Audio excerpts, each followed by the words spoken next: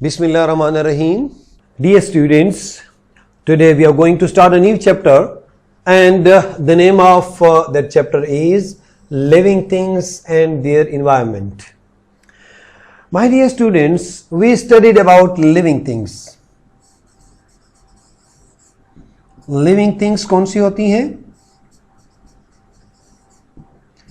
Living things में हमने पढ़ा था about plants and animals.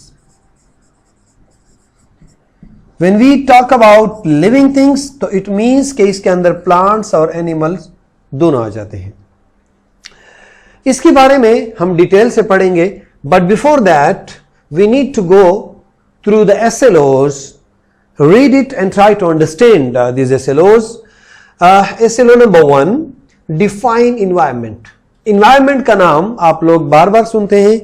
आज हम डिस्कस करेंगे कि environment basically कहते किस चीज को है. The second SLO is explain components of environment with example.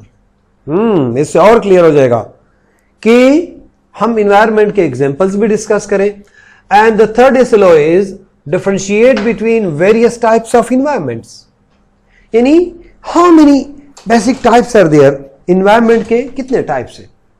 जब types भी हो जाएंगे, so I'm damn sure that it will be more clear to you to understand about environment. The fourth SLO is explain the characteristics of animals and plants which enable them to survive in a particular environment. अब environment जब हम types पढ़ लेंगे तो हमें अंदाजा हो जाएगा कि एक एनवायरनमेंट दूसरे एनवायरनमेंट से डिफरेंट होता है, तो वहां के रहने वाले एनिमल्स और प्लांट्स भी डिफरेंट तरीके से वहां पे एडॉप्टेशन करेंगे, अपनी लाइफ आगे बढ़ाएंगे. Next SLO is classify animals on the basis of food they eat. 3 किस्म के एनिमल्स हैं जो मुख्तलिफ किस्म के खुराक करते हैं और उन बुनियाद पे उनको 3 कैटेगरीज में डिवाइड किया गया है और जो हम डिटेल से पढ़ेंगे. The next SLO is differentiate between carnivores, herbivores and omnivores with the help of examples. जिन 3 ग्रुप्स का मैं जिक्र किया इससे पहले वो ये हैं, कार्निवोर्स, हर्बिवोर्स एंड ओमनिवोर्स. और उसके बाद नेक्स्ट SLO है define producers, consumers and decomposers. 3 और टर्मिनोलॉजीज आ गई. सो प्यारे बच्चों, ये सारी टर्मिनोलॉजीज आपके लिए नई है लेकिन बहुत इंटरेस्टिंग है, बहुत आसान है, आपको समझने में कोई दुश्वारी नहीं होगी. The next SLO is explain the importance of producers, consumers and decomposers in food chain. And the last SLO of this chapter is make a food chain to show the relationship between producers, consumers and decomposers. These are closely connected. किस तरीके से producers produce करते हैं और उसको consumers consumes करते हैं, और नाम से जाहिर है decomposers decompose करते हैं. Let's go to see that the components of environment. Components of environment क्या है और थोड़ा बहुत हम पहले इन्वायरमेंट को डिस्कस कर ले. नॉर्मली जब कहीं पे डस्ट हो और या कहीं पे सख्त गर्मी हो या सख्त सर्दी हो तो हम कहते हैं कि इन्वायरमेंट अच्छा नहीं है. इन्वायरमेंट कभी मुख्तलिफ टर्मिनोलॉजीज में भी इस्तेमाल होता है, लेकिन यहां पे हम पर्टिकुलरली फिजिकल इन्वायरमेंट की बात कर रहे हैं. The term environment is derived from a French word environner, which means surround, to surround. It means surroundings.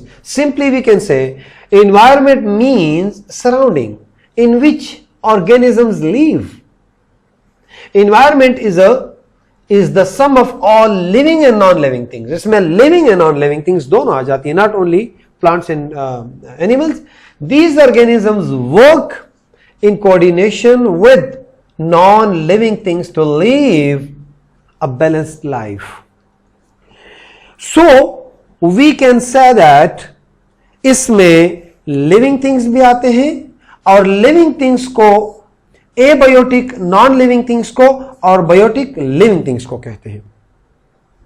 Bio से निकला है आगे आप लोग बायोलॉजी भी पढ़ोगे प्यारे बच्चों। बायो मीन्स लाइफ, मतलब लिविंग थिंग्स।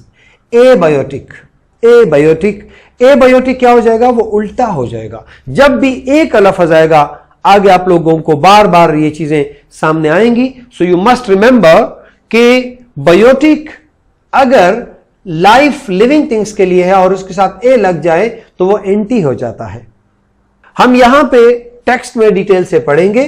सिर्फ यहां मैं आपको बता दूं कि नॉन लिविंग थिंग्स जो होते हैं वो एबायोटिक में होते हैं और लिविंग थिंग्स होते हैं बायोटिक कंपोनेंट्स को लिविंग थिंग्स वाले कहते हैं।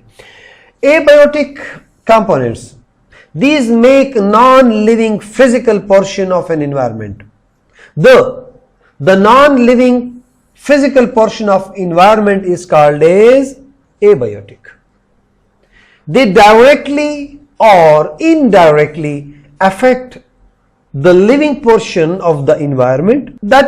These includes air, water, sunlight, minerals and soil.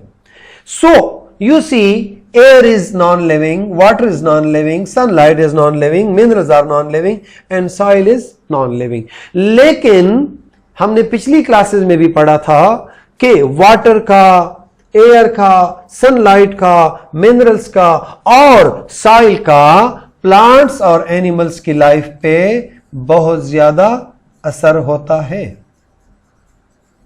यानी ये जो आपने एयर वगैरह देखे ये क्या है, ये नॉन लिविंग है और ये जो बायोटिक है ये क्या है, ये लिविंग है। Biotic components, these are living part of the environment. The living part of the environment is called as biotic. All living organisms around us are biotic. For example, plants, animals and microorganisms. Microorganisms too. Right. They prepare their food in the environment. Plants. Food कौन prepare करता है? Plants. Or get the food from other organisms, animals. Consumers होंगे. These organisms along with abiotic components make up environment. So one thing have got clear. See this one picture. इस picture के अंदर you see living things and you also see non-living things. The water, the soil, the sun. ये सारी चीजें, यानी ये जो चीजें हैं these are abiotic. ये जो लिविंग चीजें हैं these are called biotic. Living को बायोटिक फैक्टर कहते हैं, कंपोनेंट्स कहते हैं और नॉन लिविंग को एबायोटिक। लेकिन these are very closely connected. अगर यहां का टेम्परेचर बहुत सख्त तेज हो जाए तो इनको लिविंग वालों को रहना मुश्किल हो जाएगा। अगर यहां से पानी खत्म हो जाए या इसका कंडीशन टेस्ट इतना गंदा हो जाए, इसमें केमिकल्स चले जाएं, तो ये जो लिविंग थिंग्स है ये सारे मर जाएंगे। तो बायोटिक फैक्टर क्या हो जाएगा, वो खराब हो जाएगा। इसके बाद ये प्लांट्स क्या है, प्लांट्स आर बायोटिक फैक्टर। ये जो आपको प्लांट्स नजर आ रहे हैं, अगर ये वाटर और ये सॉइल खराब हो जाए, एबायोटिक खराब हो जाए, तो वो बायोटिक को भी खराब कर सकता है। My dear students, you have understood environment किसे कहते हैं। एनवायरमेंट सराउंडिंग्स को कहते हैं, एनवायरमेंट सराउंडिंग को कहते हैं। और एनवायरमेंट के दो कंपोनेंट्स होते हैं। इन दो कंपोनेंट्स को क्या कहते हैं, एबायोटिक, जिसमें air, water, sunlight, minerals and soil आता है, non living things. And the second one is biotic, in which plants, animals and micro organisms, ये चीजें आती हैं, लिविंग थिंग्स। अब इस एबायोटिक का बहुत बड़ा असर होता है बायोटिक पे, इन्वायरमेंट में, क्योंकि इन्वायरमेंट कहते ही इसी को है कि दो तीन मुख्तलिफ चीजें आपस में इंटरेक्शन के साथ एक जगह पे रह रहे हो, इन्वायरमेंट बना देती हैं। So dear students, now this is the time of your homework. Open your book and summer pack निकालें और समर पैक में environment, biotic and abiotic factors, components को जितने क्वेश्चंस हैं वो सारे के सारे आज ही सॉल्व कर लो, because the same you will show to your teacher and you should do it today because tomorrow you will go for another lesson. So best of luck my dear students. Allah Hafiz.